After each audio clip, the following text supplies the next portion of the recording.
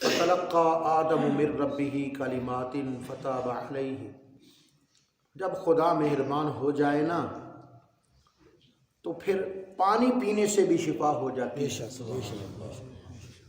300 سال کہنے کو تو ایک فکرہ ہے، 300 سال روتے رہے ابو البشر سیدنا آدم علیہ السلام۔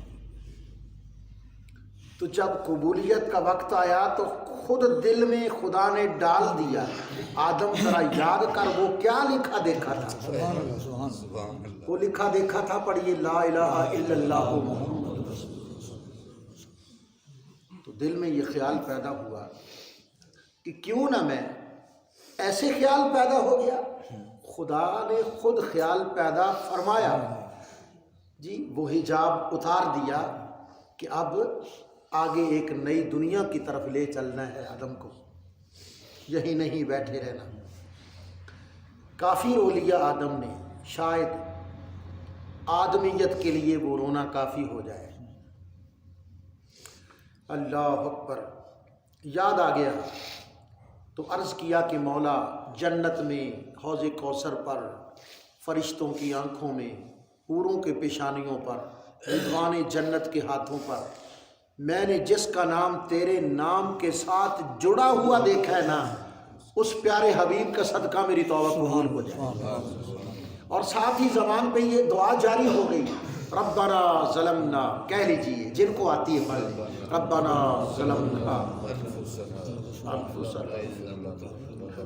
لم تغفر لنا وترحمنا لنکونن من الخاسرین۔ ربنا، اے ہمارے رب، ہمارے میرے رب نہیں کہا، ہمارے، کیونکہ حضرت حوا بھی تو ساتھ شامل ہے، یہاں ہیں یا نہیں ہیں۔ ایک مسئلہ فقہی یہاں سے ثابت ہو رہا ہے، جس کے حق میں آپ دعا کرنا چاہتے ہیں ضروری نہیں کہ وہ آپ کے پاس ہو۔ سبحان اللہ۔ وہ ہماری اماں، ان کی زوجہ محترمہ، وہ جدے میں ہوں اور وہ خود کہاں ہوں، سارندیپ، سری لنکا، انڈیا کے علاقے میں حضرت آدم علیہ السلام اترے، تو اگرچہ وہ پاس نہ ہو لیکن دعائے خیر تو جائز ہی جائز ہے۔ ربنا، اے ہمارے رب، ظلمنا انفسنا تھا تو وہ ترک مستحب، لیکن یہ حکم کس کو تھا؟ دیکھنا یہ ہے کہ حکم کس کو تھا۔ خلیفۃ اللہ کو حکم تھا کہ ولا تقربوا هذه الشجرہ، اگرچہ گندم دانہ نہ کھانا وہ مستحب تھا، خلاف اولا ہوا ہے، خلاف اولا ہوا ہے، لیکن دیکھنا ہے کہ شان کتنی ہے۔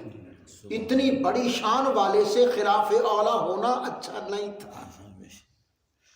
حضرت سیدنا پیر میر علی شاہ صاحب رحمۃ اللہ علیہ کی طرف یہ بات منسوب ہے کہ کسی سفر کی وجہ سے، جلدی کی وجہ سے آج زندگی میں پہلے دفعہ، پہلے دن، پہلی دفعہ نماز عصر کی پہلی 4 رکعتیں نہ پڑھ سکے، جماعت کا ٹائم ہو گیا، آپ نے جماعت کروا دی، جلدی میں تھے، سفر میں تھے، جو تھا۔ تو پہلی 4 سنتیں کیا ہیں؟ سنت غیر مؤکدہ ہیں، اور سنت غیر مؤکدہ کا فقہی مقام کیا ہے؟ وہ نفلوں کے قائم مقام ہے۔ اسی لیے پہلی اور تیسری رکعت میں سرا پڑھی جاتی ہے، اور پہلے اتحیات میں سارا یوم یقوم الحساب تک پڑھا جاتا ہے، کیونکہ سنت غیر مؤکدہ نفلوں کے قائم مقام ہے، تو وہ نفل ہی تھے نا، تو جلدی بھی تھی، سفر بھی تھا، نماز عصر پڑھا دی۔ رات کو حضور کی خواب میں زیارت ہوئی، فرمایا بیٹا تو میرا ہو اور سید ہو اور سنتیں چھوڑے؟ کیوں سنتیں چھوڑ دی تو نے؟ کیوں سنتیں چھوڑ دی؟ سرکار علیہ السلام نے یعنی نفل چھوڑنے پر، سنت غیر مؤکدہ نفل چھوڑنے پر فرمایا کہ ایسا کیوں ہو گیا بیٹے، تو اور میری سنت؟ تو شان دیکھنا، شان کتنی ہے۔ شان کیا ہے کہ وہ ابو محمد بھی ہیں، آدم محمد کے باپ بھی ہیں، ابراہیم کے باپ بھی ہیں، اسماعیل کے باپ بھی ہیں، ساری انسانیت کے باپ ہیں۔ ظلمنا، جو ہوا ہو گیا۔ ربنا ظلمنا انفسنا، ہم نے اپنی جانوں پر ظلم کر دیا ہے۔ اب جو ہونا تھا، ما بدا یا واسع الکرم واغفر لنا ما مدا، اے اللہ، علامہ بصیری کہتے ہیں مولا صلی وسلم قصیدہ بردہ میں کہ اے اللہ اب معاف کر دے جو بھی گزر گیا، جو بھی ہو چکا ہے وہ معاف کر دے، تو وسیع کرم فرمانے والا ہے۔ واغفر لنا ما مدا یا واسع، اب وَإِن لَمْ تَغْفِرْ لَنَا، اگر تو ہمیں معاف نہیں نہ کرے گا، اگر تو ہمیں بخشے گا نہیں نا، وَتَرْحَمْنَا، اگر تو رحمت کی برکھا نہیں برسائے گا ہم پر، تو پھر اس کا نتیجہ بڑا بھیانک ہوگا۔ لَنَكُونَنَّ مِنَ الْخَاسِرِينَ۔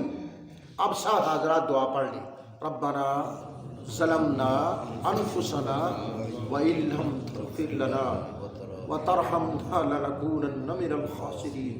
آمین۔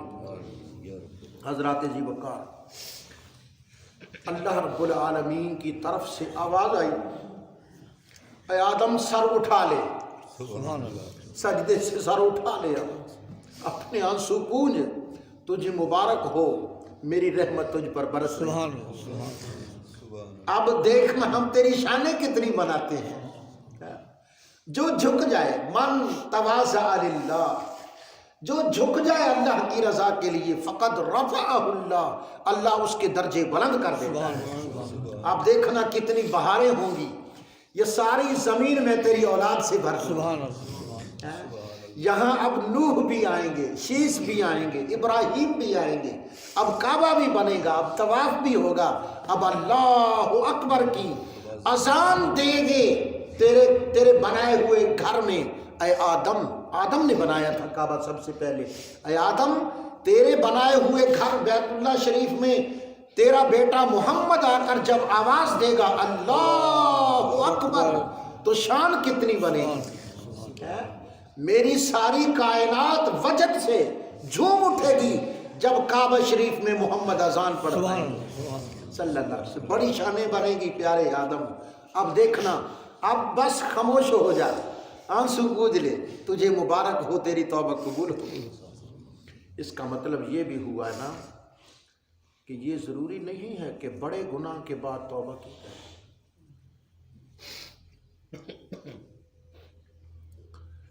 بڑا گناہ توبہ کے بعد بڑا نہیں رہتا، اللہ اس کو مٹا دیتا ہے۔ بڑا گناہ توبہ کے بعد بڑا نہیں رہتا، اور چھوٹا گناہ بار بار کرنے سے چھوٹا نہیں رہتا، وہ گناہ کبیرہ بن جاتا ہے، وہ بھاری گناہ بن جاتا ہے۔ کسی چھوٹی نیکی کو چھوٹی سمجھ کے چھوڑ نہ دو، کسی چھوٹے گناہ کو چھوٹا سمجھ کے ارتکاب نہ کر بیٹھو۔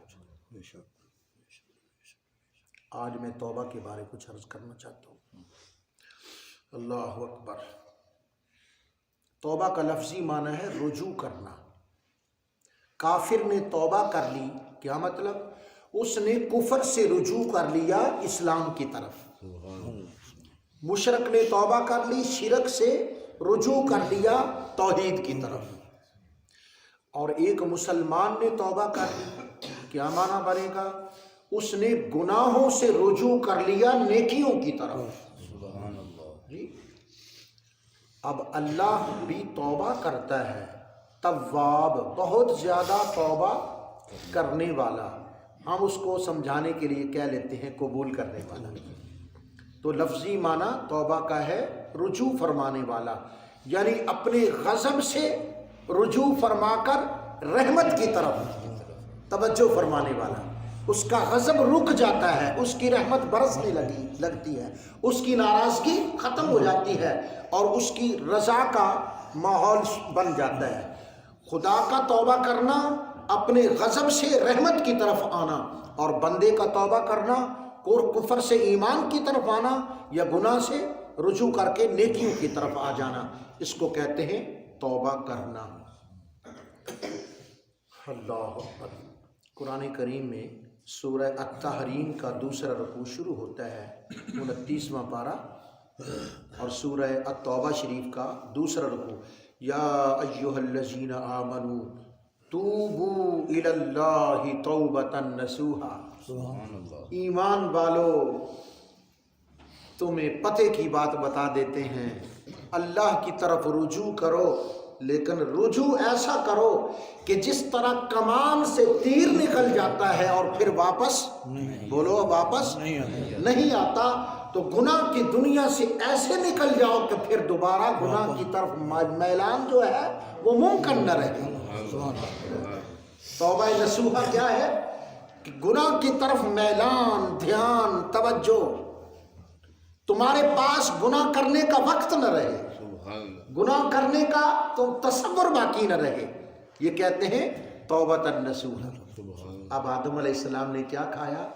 جنت کا کوئی پھل تھا، وہ کیا تھا؟ اس پر صفحے ہیں، صفوں پر صفحے ہیں تفسیروں میں۔ تو گندم دانہ مشہور ہے کہ گندم دانہ کھایا، گندم دانہ کھا لیا نا، زمین پر آ گئے نا، 3